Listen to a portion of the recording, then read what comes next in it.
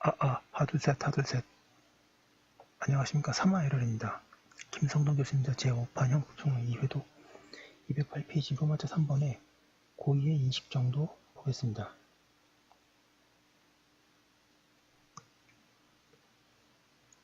삼화일월TV 질차 구독 추천을 부탁드리고 유튜브 구독을 권합니다.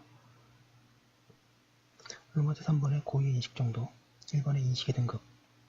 고의의 위치적 요소인 의욕의 정도와 관련해서는 마찬가지로 고의의 지적 요소인 인식과 관련해서도 행위자가 구성요건적 사실에 대해 어느 정도의 인식이 있어야 하는지 문제되고 있다. 양가 1번의 종래의 견해. 고의의 인식 정도와 관련해서 결과 발생에 대한 동그라미 1번의 확실한 인식, 동그라미 2번의 개연성의 인식, 그리고 3번의 가능성의 인식이라는 세 가지 종류의 인식 등급을 인정하는 견해이다. 이 견해는 이와 같은 세 가지 인식은 앞에서 설명한 의욕의 세 가지 등급, 확실한 의욕, 단순한 의욕, 용인의사 중 어느 것과도 조합이 가능하므로 최소한 단순한 가능성의 인식을 고의 인정을 위해 요구한다. 양가로 이번에 충분한 가능성과 희박한 가능성.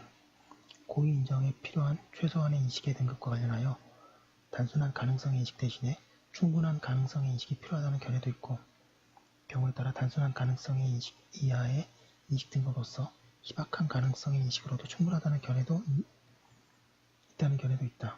전자는 미필적 고의가 인정되려면 충분한 가능성의 인식이 있어야 한다고 하며, 후자는 미필적 고의가 인정되려면 희박한 가능성의 인식으로도 족하다고 한다. 209페이지 양가로 3번의 결론. 생각컨대 고의 인정에 필요한 인식의 정도는 행위자의 결단에 필요한 의욕의 정도와 상호 연관관계에 있는 것으로 파악해야 한다. 행위자가 결과 발생에 대한 확실한 의욕이 있는 경우에는 희박한 가능성의 인식만 가지고 있을 뿐이더라도 고의가 인정될 수 있다. 예컨대 상대방이 에이즈에 감염될 확률이 2% 정도에 불과하다는 것을 알면서도 감염시키려는 강한 의욕을 가지고 있는 자에 대해서 고의가 인정될 수 있는 것이다. 이 경우 확정적 고의 내지 의도적 고의라고 한다. 반가로 이번에 반면에 희박한 가능성의 인식을 하고 있는 자가 확실한 의욕 없이 행위 결단을 내린 경우에는 고의가 인정될 수 없다. 예컨대 앞의 에이즈 사례에서 에이즈를 감염시키려는 확실한 의욕이 없이 행위한 경우에는 행위자가 자기 행위로 인해 결과가 발생하지 않을 것이라고 믿은 경우이므로 인식 있는 과실이 인정될 수 있을 뿐이다. 이러한 상관관계를 생각한다면 행위자에게 용인의사가 있을 뿐인 경우 고의가 인정되려면 결과가 발생할 확률이 적어도 50% 이상 되는 것으로 생각한 경우여야 한다. 이때 50% 이상의 확률이라는 것은 희박한 가능성이 아니라 통상적으로 말하는 단순한 가능성의 인식을 의미한다. 단순한 가능성에 대한 인식 또는 확실한 인식과 용인의사가 결합된 경우를 미필적 고의라고 한다. 결론적으로 고의 인정에 필요한 인식의 등급과 의욕의 등급과의 상관관계에 대해서는 인정되는 고의 종류에 따라 다르게 파악되어야 한다. 개별화설. 의도적 확정적 고의의 경우에 확실한 의욕이 있는 경우에는 희박한 가능성의 인식이 있어도 되고, 미필적 불확정적 고의의 경우에는 용인의사만 있는 경우와 단순 의욕이 있는 경우에는 단순한 가능성의 인식까지 있어야 한다.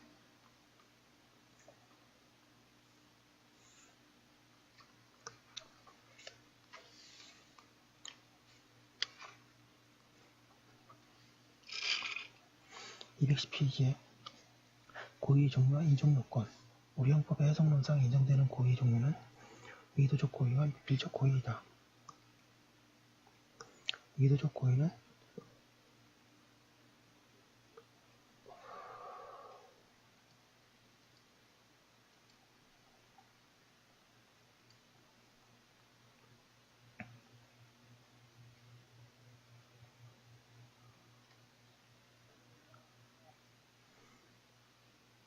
의욕의 등급이 가장 높은 확실한 의욕을 전제로 하는 것이므로 확정적 고의라고도 부르고, 미필적 고의는 결과 발생의 의욕이 확정적이지도 않고 결과 발생에 대한 인식도 가능성의 인식 정도밖에 없기 때문에 불확정적 고의 또는 조건부 고의라고 부르기도 한다.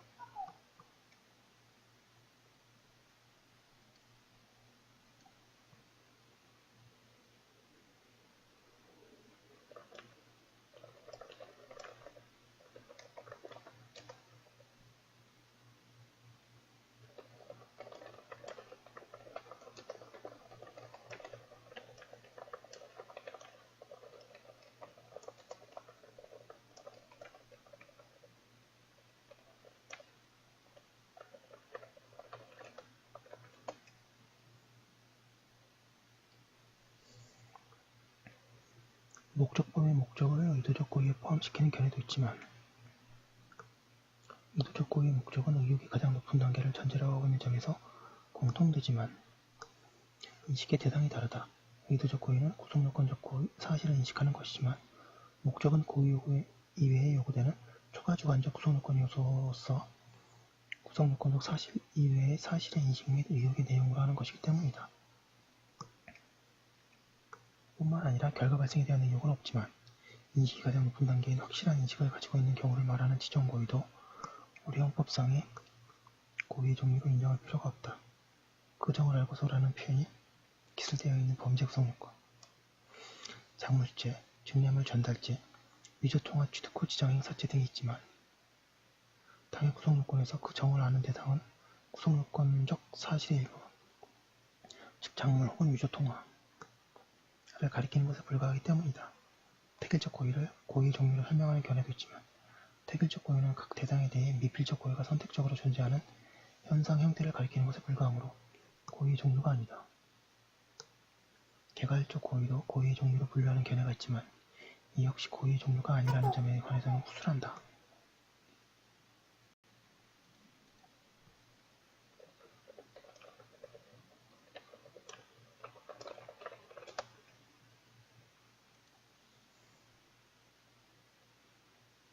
이번에 가능성의 인식과 인식 가능성의 구별. 가능성의 인식과 인식 가능성은 구별되어야 한다.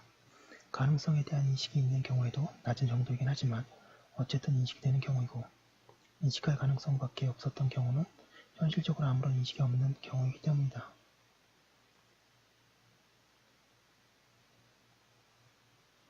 가능성의 인식이 미필적 인식과 동료로 사용되고 있는 반면에 인식 가능성은 단순한 잠재적 인식과 동료이다. 밑줄 치겠습니다.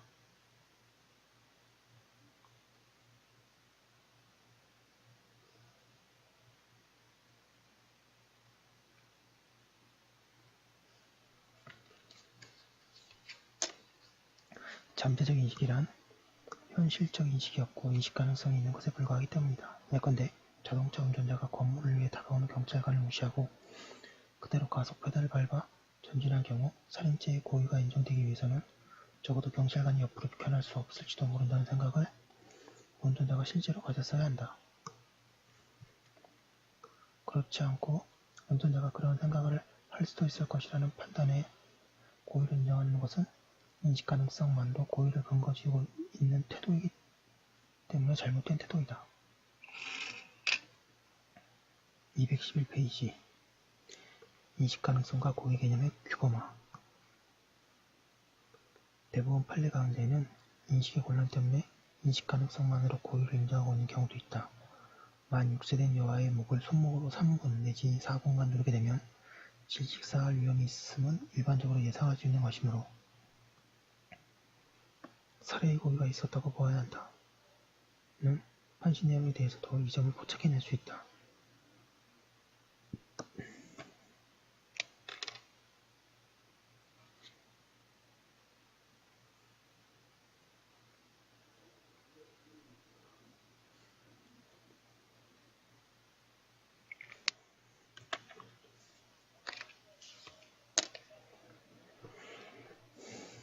여기서 피고인이 피해자의 목을 조르면서 사망할 수 있을지 모른다고 생각한다면 가능성의 인식은 있었던 것으로 보아야 한다. 그런데 이러한 경우 피고인은 자기에게 미칠 형사책임의 수위를 과실범으로 낮추기 위해 죽을 수도 있다는 사실은 꿈도 꾸지 못했다고 항변할 것이다.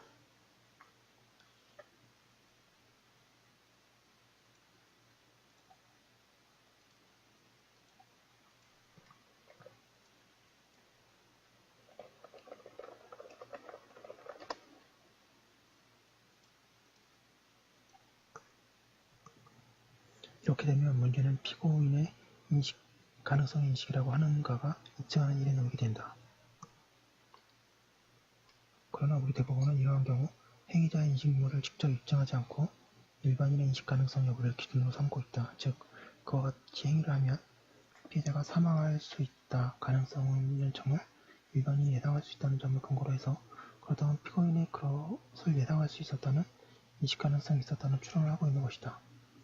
이와 같이 인식 가능성에만 기초하여 고의를 인정하려는 대법원의 판결에서 우리는 사실의 인식이라는 심리학적 토대를 가지고 고의를 확정하려는 것이 아니라 처벌의 필요성이라는 형사정책적 고려에 따라 고의를 부과하려는 태도의 한 단면을 읽어낼 수 있다. 행위자에게 사실의 인식이 있을 경우에도 형사정책적 고려에 따라 고의가 있는 것으로 보는 경우는 우술한다.